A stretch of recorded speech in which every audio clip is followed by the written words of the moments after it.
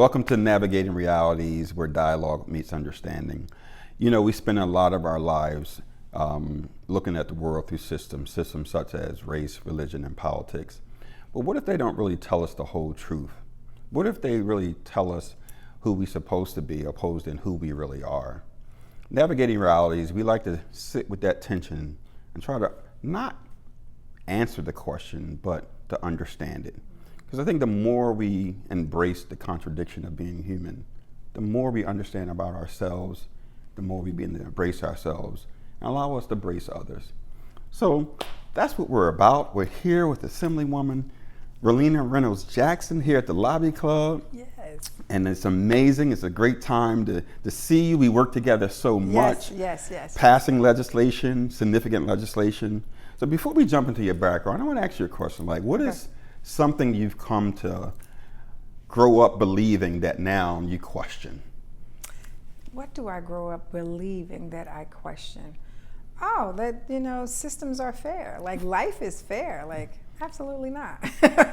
It's not. And I think, but what I have become a very firm believer in, once you earn something, whether it's a certificate, if it's a license, or bike riding, or a bicycle license, or a motorcycle license, something like that, they can never take it away. I feel like education is just that powerful. Nobody can take that away from you once you learn it. You earned it. Nobody gave you anything.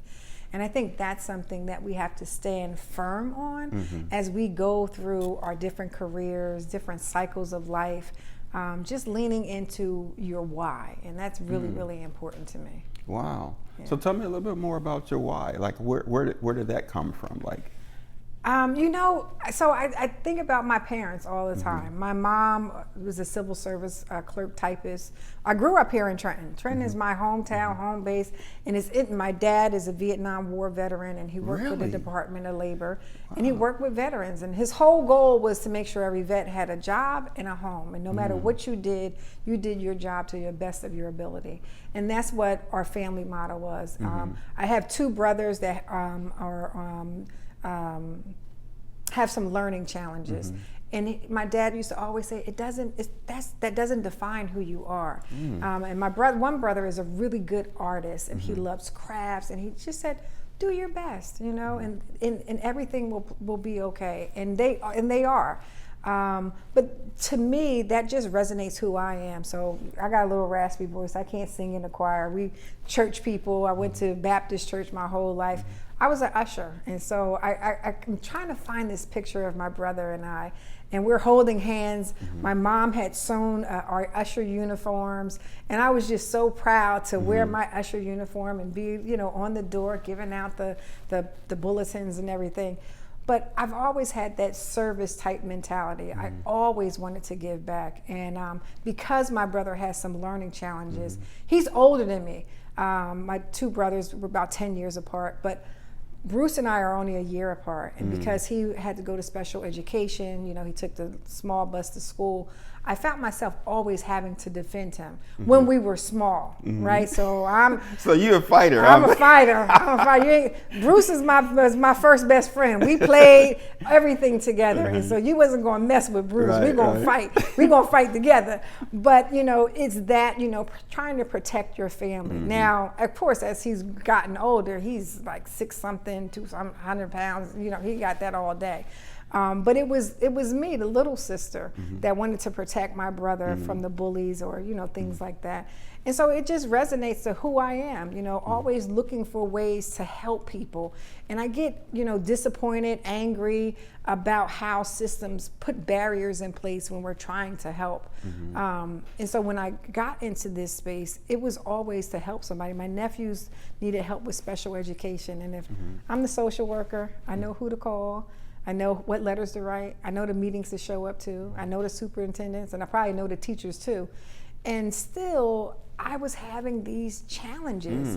And I said, well, if I'm having these challenges, how does the average mom, dad, or grandparent, aunt or uncle try to help them? And I just said, these are thousands of people that have needs for their families, and they're just not able to access this information easily. It shouldn't take all of these obstacles. And when I reached out to my elected official, just say it nice, he was just dismissive, and I was like, oh, that's how elected officials supposed to treat you.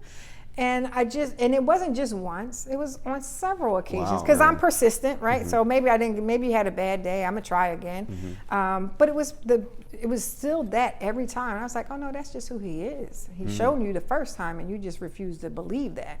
And so I said, you know what, we're gonna let the people decide, and I'm gonna run for local office. And so that's just a little bit about why I got into this. It was really just to help, and that help just turned into a whole nother universe of people that I know needed access. And then we can talk about our seniors and on and on and on, but it was really just trying to help people get access to government services. Wow, and it's so unique when you said something that stuck with me, that it talked about your dad instilling in you that whatever challenge you have, it doesn't define who you are. Yeah. And you grew up here in Trenton. A lot of folks define Trenton because of what they believe Trenton is.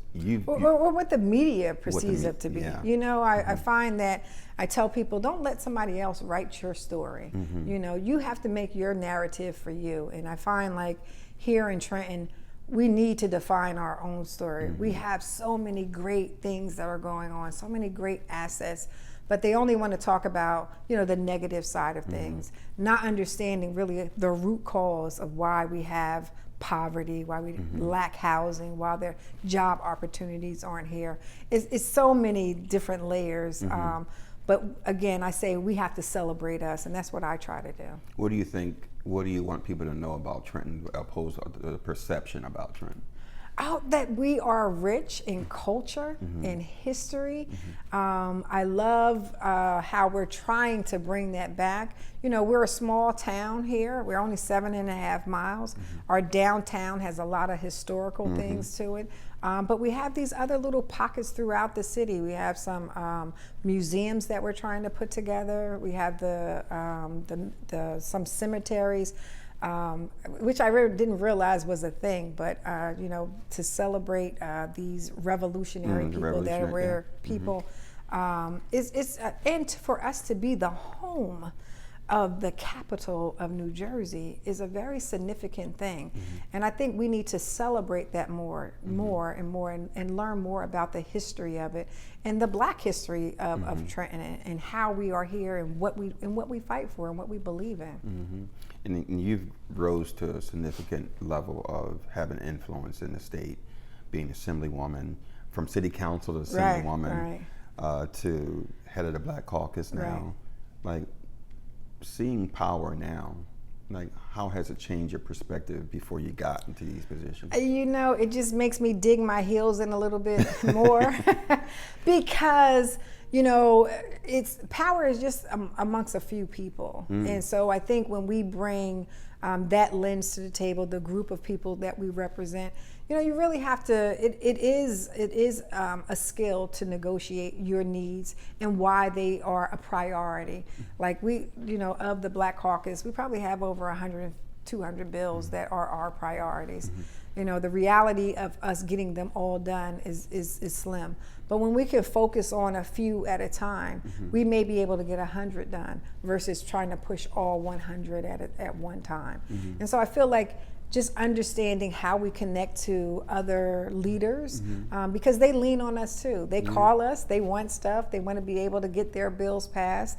And so everything is about democracy. So if I give you this, and how do we benefit from your ask, right? That's the first. And then here is my ask too. And can it be mutually exclusive? Can we both do it together? Now, how is that now, Assemblywoman? You're in this position of trying to bring the caucus together. How do you navigate the different acts? Everybody have their own interests. How do you navigate that? It's about relationships. I think we all want to see everyone succeed. I look at the speaker's initiative on food securities, right? lots of work done around that. And I think that can hit all of our communities. It's not a black or a white issue. It's not a D or an R issue. You know, hunger is hunger. And my husband often says, you know, you don't know what hungry is. And I said, you're right. I just want something to eat. But, you know, there are children that depend on our schools to provide them with breakfast, lunch. And some programs are even giving them food to go home on the weekends. And I think in this rich state that we are, I think is a very powerful tool for the speaker to speak up and say, these children, these families need our help outside of whatever resources that they get. And they shouldn't be penalized because they need additions. And I think that goes to the structure of like how some systemic things happen in our communities that cause poverty, that cause the job loss, or not have the education or the skills to be able to get these good jobs out there or have a good career out there.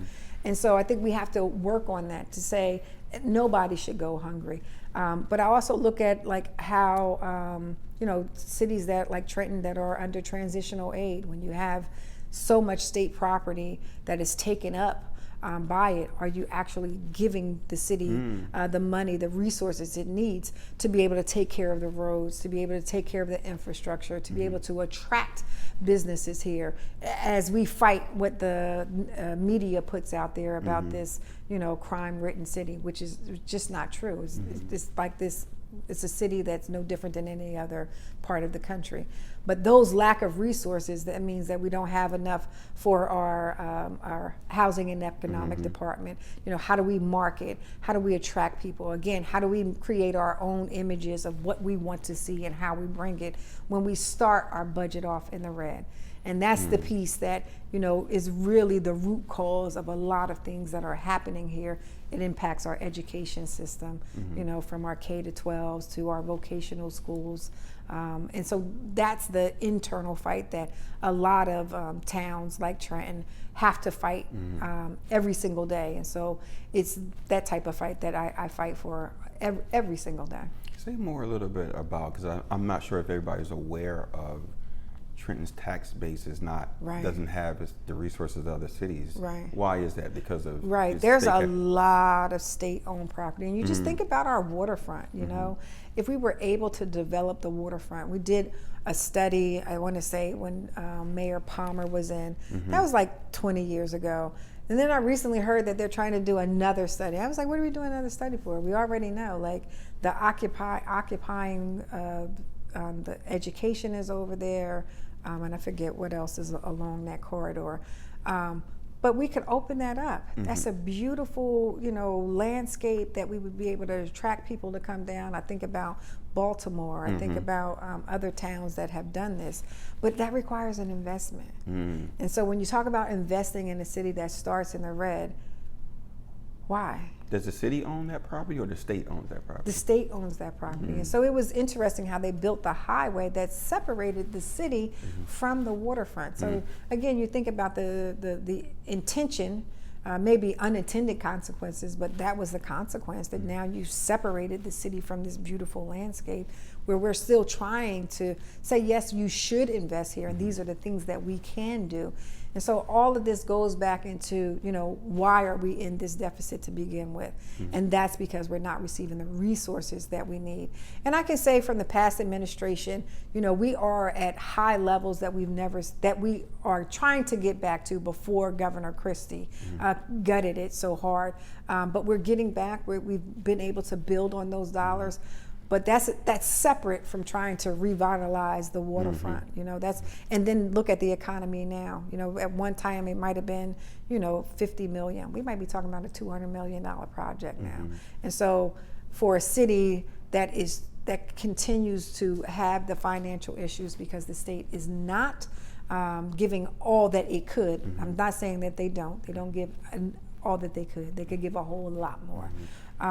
It becomes that, you know, why can't we do both at the same time? And so, yeah, we should. But in the reality of how everything is sky high and how we have to make sure we can have a balanced budget and have those investors, that's key too, because you need the investors to say, yes, we want to come, we want to invest in this waterfront, we want these businesses, we want these entrepreneurs, we want these artists, we want musicians, we want to have concert series outside. They all have to be able to say yes to invest, and it takes time to develop that. I mean, that's the narrative that I look forward to doing, continuing to do, to elevate Trenton as the capital city, and that the investment is just not from the state, but I feel like it could be all around. You know, we have people come from all over the country to come to the capital. We should be able to have an entertainment district that provides all of those arts and resources and culture there. Do you wrestle internally with that tension between what the city gets and what the state Oh, absolutely. Every year. How do you feel about that? I think, I think back to my city council days. I was like, we got to go to the state and get our money. We got to demand. We get more transitional aid. We need more capital city aid. We need more. And when you lay out the budget, you can clearly see where we need these resources at. And so now in the state, I'm still demanding we need more money. And when we talk about the projects that we want to do, whether it's redevelopment somewhere, if we're talking about doing a museum, the resources that we need to not just build it, but we have to be able to sustain it too. And so what does that look like long term? So I fight all the time for every single project that we get down here. Recently, like we have the roads around the Statehouse. We said, okay, here, state, you can take over those roads. That means you repave them. That means you move the snow. You do all of the maintenance. And so they said that they would take it over, but they didn't want to maintain the road. So what good is that? I'm going to give you a house and you're not going to pay the bills, the taxes on it? No, that's not how that works. So we're going to continue to fight for that because the state workers that come in utilize those roads. It really is the roads that you use the most that need the most attention, and so we'll keep fighting for it. You use that word "fight" a lot. I know, and you know what? I said that. I said you got to find another word. No, I think I don't it's want great. People to think, sometimes you're so violent. No, but really, Assemblywoman, I see you in the State House, and you have that fighting spirit, and you talked about your brother and your dad. Your parents still with us? Yes. Thank all praise to your father for his service in the armed services. It's an extraordinary Vietnam vet. Was one of the worst wars. I think the first integrated war. Yeah. But and he has 3 Purple Hearts. Wow, really? Yeah. Does he have a day in Trenton? No. But we did, Vietnam Day was just, I think it was April. I think it was March 29th. So we always do something. We celebrate. And, he doesn't tell stories about it, but he'll share little snippets about, moments where someone saved his life to be able to come back home. And just like you said, it's just a horrific war, and never thought that he would get out. But he said, if I did, I will plant lilies to show God that I am eternally grateful. And he's been, I have to show you after the show, but his lilies that he does, they're just beautiful. Wow. So that fighting spirit comes from where? It comes from family, it comes from, seeing my mom, try to work and get to different levels. I've seen the sacrifice. People don't, you say the word, how your family sacrifices for you. And I just think about at the time, I didn't realize the sacrifice. But the older I get, and I was like, oh, this was a sacrifice. And I remember we went to, my mom took me to Disney, and I probably was older. I was probably like 13, 14 years old. I was like, Disney. But she made me go to Epcot. And I was like, that's the educational place. Nobody wants to go there. But I look at it now, first of all, it was my first time on a plane. And now I look at it for her to be able to show me you can do anything you want to do. And so all of the learning series that they were there, and it was just me and her. So my brothers, they didn't go. It was just me and her. We went. But that was a sacrifice. And I think that was her way of saying, when you do good in school, when you learn, these are the opportunities that are out there. And they had like astronaut, they had a lot of STEM stuff out there. And we're talking like 30 years ago, but it was that sacrifice. Like, I didn't know the layaway plan that she had to do to make Remember that trip. trip. Word, layaway? Yes. I still use it today.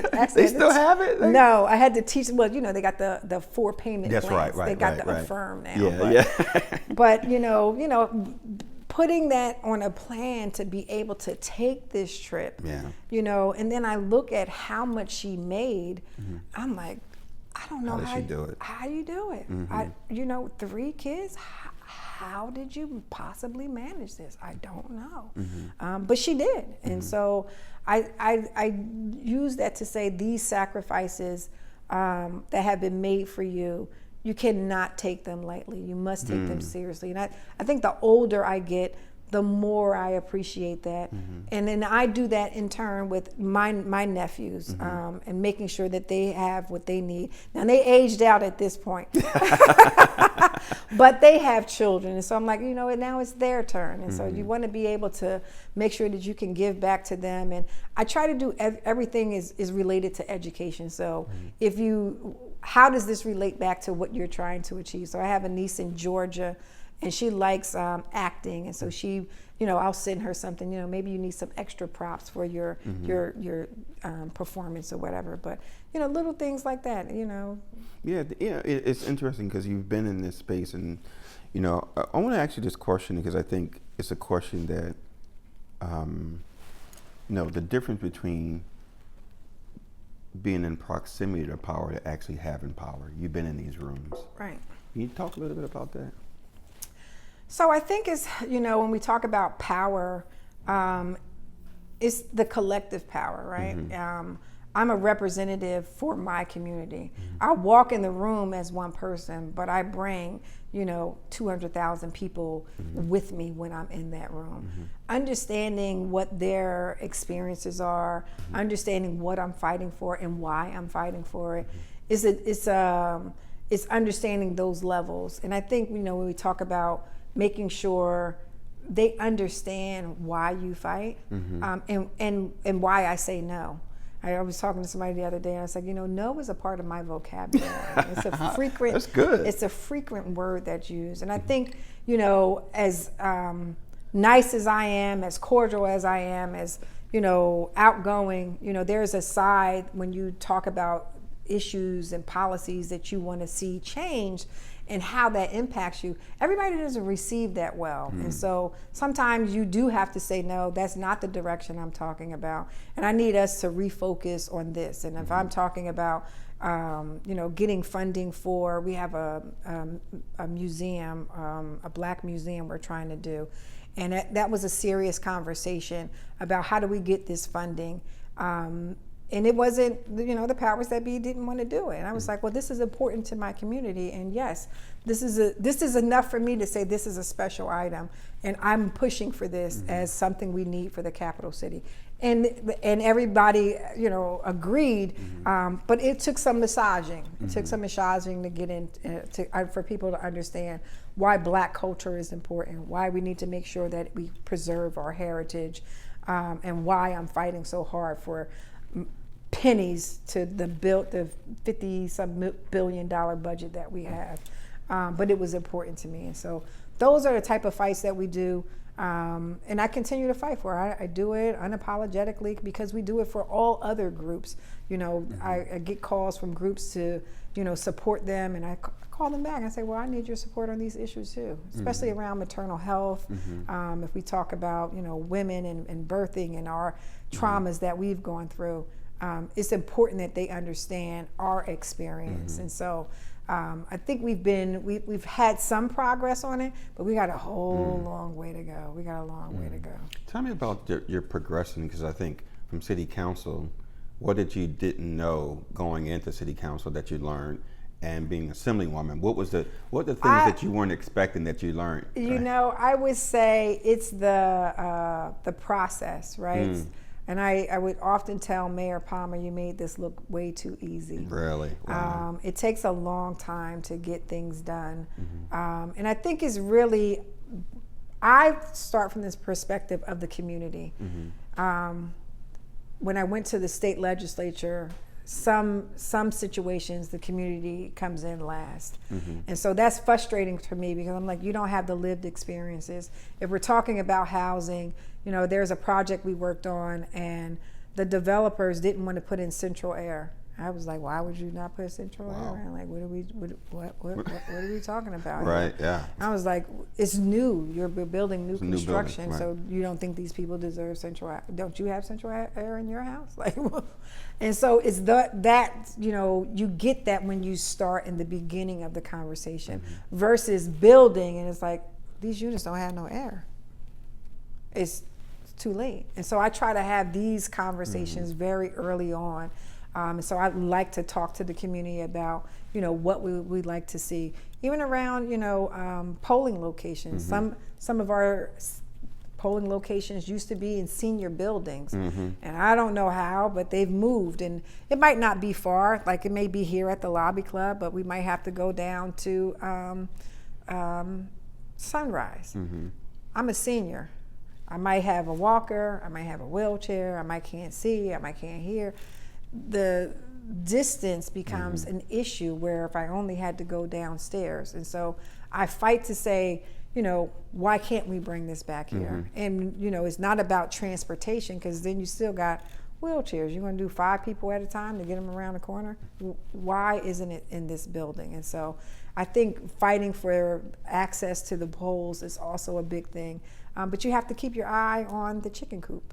You got to keep your eye on what's happening on the inside as well. And so I continue to do that. And I don't do it by myself. I got, you know, other people in the community that advocate for democracy and they understand what's happening. So I can get the call to say, do you know they moved the polling location to the former police station? I was like, what? Why would they do that? People aren't going to go. I said, you're absolutely right. Yeah. And so, you know, you got to fight, and then they got to fight to move it. And so then you get people that say, well, I was going there, and now I got to go here, and now I got to go here too. So that's not fair to the voter as well. So we try to limit it. But again, you have to keep your eyes on what's happening inside before it even gets out the door. You talk about democracy, and we you know, that's a thrown around word today. And I think many people don't have a lot of faith in democracy and a lot of faith in legislators. What do you think about that? Try to get that instill that back into folks. And you know, that's why I get in trouble a lot because I stay local, right? I like to talk to people in their communities. I'm not just this policy person. I'm an actuary. I want to make sure that I understand people's actual experiences. Those lived experiences get to tell me, you know, why we need to make sure we have a bus stop that's at the homeless shelter, transitional housing, but there's no bus to take them to town. And so how are we going to house them and then not have access to other resources? It took us like 10 years to get this done. Wow. But we finally did it. But that's the resilience. You don't give up because still people move on, but this program is thriving. And so it's about us making those relationships with the stakeholders at the state level to say this is why this is needed. So I do a lot of community meetings. I go to a lot of senior programs.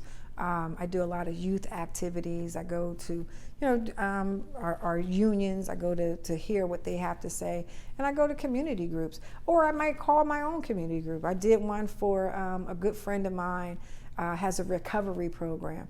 I want to hear from everybody. What can we do to help you in your space? Make sure you got resources. Do you need a room? Do you need food? How do we make sure we continue to cover you all while you're in recovery? Because it doesn't stop, right? Recovery is every day, all day. And so it's important to understand those nuances. I'm an issues-based person, so I try to connect with people, around housing, healthcare, education, and just resources. How do we bring those resources to people, not people having to go to resources? So just the other day, we had a utility fair, and we took it to City Hall. Lots of foot traffic through City Hall. Some people, and the employees were able to get some assistance as well. So it's for moderate people. It's for people that have problems with need help with their utilities, and also water. We can't leave that piece out either. And so we continue to remove the barriers away that stop people from getting access. And I talk constantly to our commissioners, asking them to come to the communities, understanding why we're fighting for and what we're fighting for, so that it doesn't become this just abstract policy paper that somebody from the outside brought in, but you actually know what the community wants. And that's where I think I got to give a lot of credit to the city. I think it's Eric Maywar over there at the planning department. They did a big study around community and what the community wanted, versus having a planning board meeting to say, hey, developers, what would you like to build? And so I think that reversal of getting community input is the point. And to circle back to the piece with the why people give up on politicians. And I call myself a public servant. I'm not a politician. I'm out here trying to provide services. I think when they have that disconnect, I was just thinking, I met a young man the other day from reentry. He was like, Ms. Jackson, I don't understand why, they offered me take a year off of my probation if I participated in their program. Why couldn't they just take a year off if I did well? I was like, you know what? That's a great question. And they shouldn't be using you as a tool to elevate their program. They should be trying to elevate you and not the reversal. So I think, again, just listening to people, having that access. I do it probably way too much, give out my personal phone number. I'm like, just call me, we'll talk about it. Or, things like that. But I'm a personable person. It's always been about the people. It's not, this was never a part of my plan. This is God's plan. I was going to ask you that. Like, outside of you being turned down all the time, now you're running for Congress. Like you've gone up every level. Assemblywoman. So what sparked you to go to another level now? What was behind that? When we talked about earlier, I was never the chosen one, right? I got into this because I wanted to help the community. And I wanted our representation to really care about the community. And so when these opportunities presents itself, I had to talk it over with my family first. I was like, yo, this is big. Even when I went to, was I married? I wasn't married yet when I first started running for city council. I got married right before. No, because my first term in city council was, yes, I was married. I got married in 2006-1309. 09. Get the numbers right. Get the numbers right. But I got married the year after, so I went into city council a year after getting married. But you got to talk this stuff over. Yeah. And the opportunity, from city council was, my representative was bad. For the assembly, it was an opportunity for me to do what to note to self. You said go to the state and get the money. Now practice what you preach. Go to the state and get the money and go fight for it. And so I wasn't the chosen one to go to the assembly, but I fought for it and I won. And so now I'm here 5 terms later, 8 years, been a part of the leadership team. I'm chair of education now. It's just a lot of, I just learned so much. And I feel like the fight that we have now on the federal level, we need someone that's battle tested. We need someone like me that has the experience, that knows how to govern. I think there's one thing to have a campaign, but there's another lane to know how to govern, how to legislate. It's to get the bill signed into law is what I'm an expert at. This is what I do, public policy. And I think that's the piece that sets me apart from everybody else. You know, I'm the only state legislator, but I have the most experience. I am the most qualified. And I said, you know, why not you, Verlina? You know, and I prayed about it, and I talked to my mom. My mom just moved in with me recently. And I was like, no, I'm going to be out a lot. She was like, oh, are you going to do it? I was like, what do you think? She was like, why not? I was like, yeah, you're right. Why not? And so I said, yes, I'm going to run. I'm going to run and make sure that we keep New Jersey at the forefront, make sure we keep people at the center of it all, not politics, and just keep fighting for the resources that we need here. It's just important that we have a person like me that knows how to champion and win. And the example I wanted to use was the John Lewis Voting Rights Bill. 4 years. 4 years, Eric. We've been fighting to get this passed. We have control of all three branches. And yet and I say it every year, and it's not a jinx, you know, but we have internal issues for whatever reason, but I'm going to say it again. I believe this is the year we're going to get it done. Absolutely. You know, we worked on significant legislation together. So, you know, folks who don't know that we've been in the trenches working on housing legislation, criminal justice reform. So you've been at the forefront of a lot of policy change here in this state. And I want to ask you about that, particularly Assemblywoman, because I think sometimes what have you seen folks don't carry as much of the community? You say you get in trouble a lot because you like to stay local. How does that happen? What gets lost when folks don't stay local? Or I think that's when you turn into a policy without substance, right? And so, you know, these experiences and why we fight for, you know, fighting against this nationalization of voting. You know, they want us to turn over our files. You got to get certified. You know, this is ridiculous. And the way our Constitution is written, we don't need an outside entity to govern our elections. And I personally believe that he's just trying to steal the elections by doing this. But we're keeping an eye on it. I'll say it, like, if we would have passed this 4 years ago, we wouldn't be in this situation now. But now time is of the essence. And we understand what's at stake. And so that's why I'm confident that we're going to get this done. It was some internal policies, you know. I think also we got rid of the Office of Public Advocacy, where all of this could have been housed and all of this could have been championed. But I take on these hard civil rights issues, these voting issues, these economic justice issues, because it's one that most people can't carry this weight. They don't have the strength, they don't have the tenacity, they don't have the knowledge, the skill base that I do to be able to go into all these types of rooms to fight for. And I know why I'm fighting, because I know that the senior that's in a wheelchair can't go around the corner like you simply think they can. I know that when I have somebody that works for the military, they want to go in at 6 when the door is open, but they're delayed or the location moved and now they got to go find another one. You know, I know that they might not be able to come back later on to be able to vote.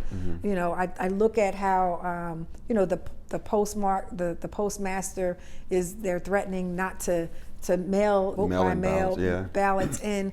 You know, it's all of these things that, you know, I'll call out. I'm calling you out. I'm calling you on the carpet. I'm telling you what these things are wrong. And I'm talking to the leadership as well. I'm trying to figure out, so what do we need to do to get this done? You know, what don't you like? You know, this is the time to negotiate. You know, I'm talking with different organizations, you know, with our state elected officials. I'm talking to our clerks, our state clerk association. What do we need to do to make this whole so that we can move and protect our elections? Because they don't like it either. But there's a skill, there's a voice that has to be there. And it's about language. It's about making sure that we're able to stand firm on our beliefs and saying, no, this is not acceptable. And, you know, maybe this compromise is okay. You know, I don't want to just say no, we don't get anything done. But we have to be able to get something done to protect the vote at the ballot. And right now, the president has done a very good job of motivating people to get to the polls, to come out to say, no, we don't like what's happening. We don't like that, our gas prices have just tripled, almost $5. I think California is at $10. All of these things that have the impact that come back home. And I think Obama did a good job at saying, I'm here as president, but I still need these two other branches to say yes. And so being able to understand the system and how it works and how we all have to collaborate together to turn a bill into law is something that I champion. And it's something that I look forward to working on at the federal level too. Are there moments where you question, is it worth it? No. No? No. No. I think every single fight is one that is necessary, is one that must be championed, must be spoken out. We have to speak up and speak out and do it unapologetically, and I do that. It's, when you have something in you, it doesn't allow you to be silent. And I think sometimes, I'm the voice of the silent. I wish I could do that. I wish I had, said something sooner. I think about, people that are in difficult situations. I wish I could. And I was like, you can. I said, you just said it. I'm going to use your words, and I'm going to go back in this meeting, and I'm going to make sure they understand why we need housing in these suburban areas. I work in this hospital, or I go to school in this district. Why shouldn't I be able to live here too? And so that's the type of fight that, I want my kids to go to a good school district. I want my kids to be able to ride their bikes. I want them to be able to go to the park. I want to make sure that my child that might need special needs, that we have an adaptive playground for them. Why should I have to travel, 10 miles away to get that? Yeah. You shouldn't. You should, and we're gonna fight for it, and we're gonna keep fighting until we get it. So, when we talk about, bringing these type of resources, I don't feel bad. I don't think it's a question mark. I probably have a list of things. The list just keeps growing, and the inside joke is I call it BIGs. I did a podcast with Freedom.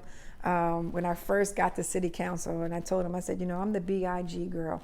I'm the big idea girl. I got a list of all types of ideas around housing and affordability and how we can get there and what that plan looks like. And I still do, and that's what we do. I get them from the community, and we just try to work one thing at a time. It's going to make a great big masterpiece of a puzzle, but it's just one piece at a time. You sound like a real creative artist in terms of how you approach these issues, and I say that you mentioned your brother's an artist too. Yeah, I am not. You don't think so, but you've created art around policy. Yeah. I like details. I have a meeting later on today, and it's all this policy stuff, and I'm like, this doesn't resonate with me. I need to know the details. What are you trying to do? What would you like? What's the vision? What's the vision here? And so that's going to be the conversation, because you send me a 10-page policy paper. I'm like, and then what is this? I don't understand. What are you trying to do? But to be able to peel back the layers to see what the impact is going to be for the community is always my goal. And how is this going to help the community? Whether that's a skill, though. It really is. But that's a creative. Not many people can do that. Yeah. That's the only way I can. But it took me time to figure that out, because otherwise, and to speak up, to be able to say, listen, thank you so much for this policy paper, but I don't understand what you want. To be able to say that to, some CEO, to some, president of some corporation, I'm like, okay, but what are you saying? So here? you put your, why, the reason why I say that, because you show some vulnerability to say, hey, no, I don't understand it. Explain it to me. Yeah. Otherwise, this is a waste of my time. Don't waste my time. I won't waste your time. But I think asking those hard questions, even like when we talk about community, I was here the other night and I was talking with the neighborhood group. Well, they were talking, I was listening, about community benefit agreements. They wanted to know, how does this benefit my community? And so they had an hour and 45-minute conversation about community benefit projects. And I thought that was so interesting. But to listen to them say, they have a project that's going on and they wanted to make sure that it was conforming with the community. I was like, that's the benefit. You put it in writing and you tell the developer what you want. You tell the developer what you want. Verlina, I think, one of the things that's coming off to me is like true leadership when I hear you talk is being willing to admit, like, I don't get that. You need to break that down. Like, because, a lot of elected officials, I mean, let me say a lot, but some folks won't admit that I don't understand that. Help me understand that. So where does that come from you? I learn differently. I look at at failures as an opportunity to learn. I might not get it this year, so how do we work this policy? What's missing? And tell me your interests, and we'll see how I can figure out how to work this out. But I look at it as a note to self, like, how can we do better? That to me is a skill. That to me is just understanding your goals. And then it helps you lay the firm's foundation. What are those non-negotiables? Like, I got non-negotiables. Like, we're not doing that. And so if there's a way that we can work around some things, that's important. And I just look at it, I look at economic development differently than other people because of where I come from, and how long, we've been waiting to see something happen. And we have some great development that's happening. And it's over by the high school. Is a developer, this row of houses that had been blanketed, just blighted for decades. And the community wanted to tear it down. I'm champion, yes. We've got money to tear it down. Talked with the mayor, he was in agreement. And then this developer comes in and wants to develop the property. I said, well, ain't this about nothing? We was ready to tear it down. But when I tell you it's beautiful, it's beautiful. And he did such a great, amazing job.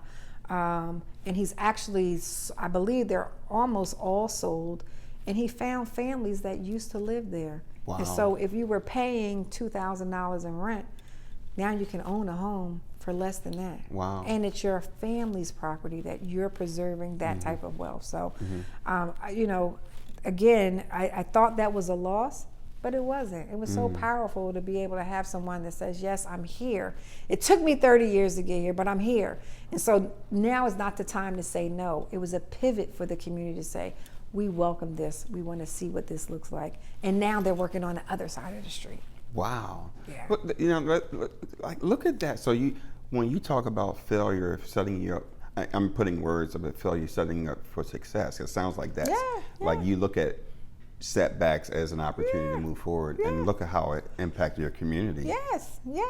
And so that's where sometimes when you think like you're firm on something, but sometimes it's easier just to say yes. Like we were saying, we want to tear it down.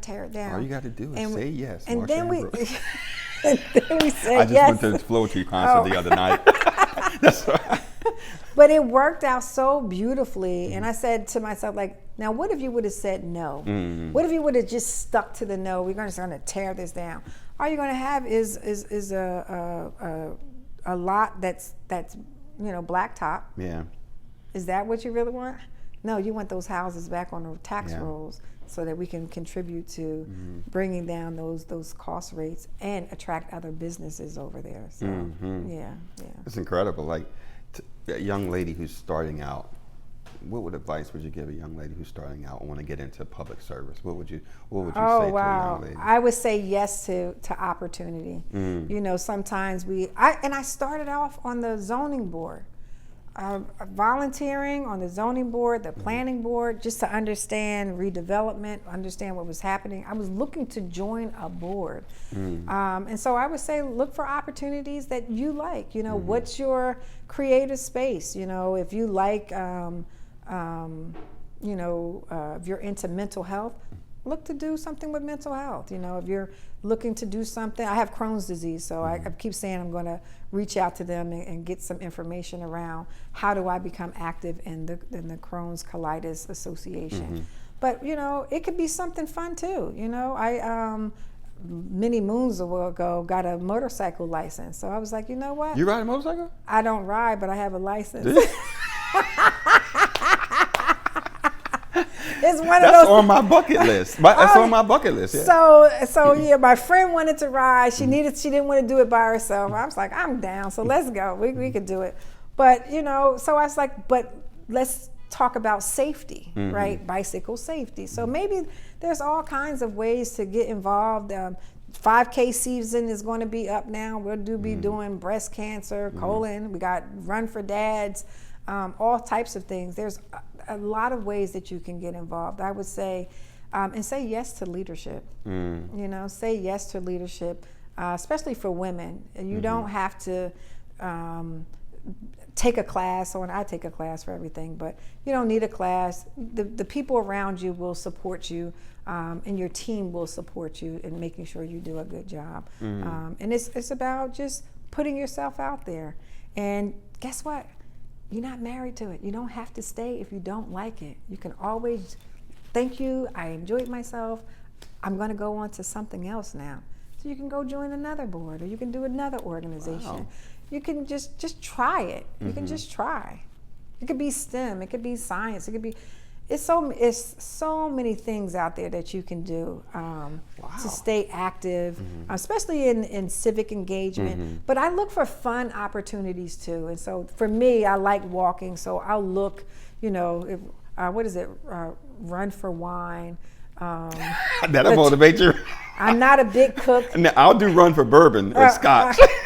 I'm not a big cook, and so I strategically signed up to do a couple turkey trots, so I wouldn't have to be in the kitchen cooking. Oh no, I got to go do this run. I got to go do this turkey trot and supporting a homeless cause. So, but you know, you find things that you enjoy doing, and so that is not like another thing on your list, but it's actually like selfish. You be selfish to love on yourself and take care of you. I don't think. Well, let me say this. Do you think taking care of yourself is selfish? Is it? Well, no, it's not selfish. But sometimes when you're managing your time, you're like, oh, I don't have time to do that. And so I say, be selfish with yourself and take care of you. So that's what I mean by that. Yeah. I think time is very important. I think we need to have that time. Time is the only thing that we have limits to. Yeah. Right. Yeah. And so how we spend it is very precious. It very is. Precious commodity. It is, and you can't get it back. You can't get it back. So I try to make sure I reach out to some friends in between, even if it's only a 5 minutes. Like, hey, I just was thinking about you. I want to, just say hi. How you doing? Kind of thing. So tell me, a vote for Verlina for Congress would be a vote for what? It would be a vote for access. It would be a vote for a fighter. It would be a vote to make sure that we continue to bring resources back to the state of New Jersey. It's a vote to have someone there that is outspoken, who is battle tested, and I'll say it again, who's a fighter. I'm a fighter. There you go. I'm a fighter. And I'm gonna fight for us. And that's what we need. We had a great Bonnie Watson Coleman, who was a fighter, who spoke unapologetically, and I'm going to do the same. And not to fill her shoes, but to hold the torch high and to continue to fight for us and fight for people that don't have access, and even to protect all of the things that we fought for, where we're talking about Medicaid, Medicare, keeping our hospitals open, continuing to fight for maternal health, continuing to fight against all of these tariffs that are happening.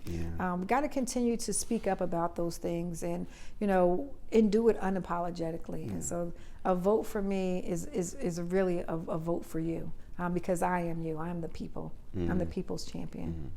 Final question that we always ask our guests on navigating rallies: what is your favorite quote and why? What is my favorite quote? Martin Luther King wrote, you don't have to make your verbs agree in order to serve. I believe in that service, and you do, and we talked about this already, doing something that you enjoy, so that it doesn't become another checklist, but you're actually giving of yourself and of your time, and to be a blessing to someone else. And so I love that one. That's very interesting. You definitely. I've known you, so I've been in the trenches with you fighting, because you have a reputation as a fighter, and you don't run away from that. But it's very, very enlightening to sit with you and talk about where that fight comes from. Yeah. And I think it comes through authentically, and that's why people, look to you and trust you. This community really, really look to you, and because they know you're going to fight for them.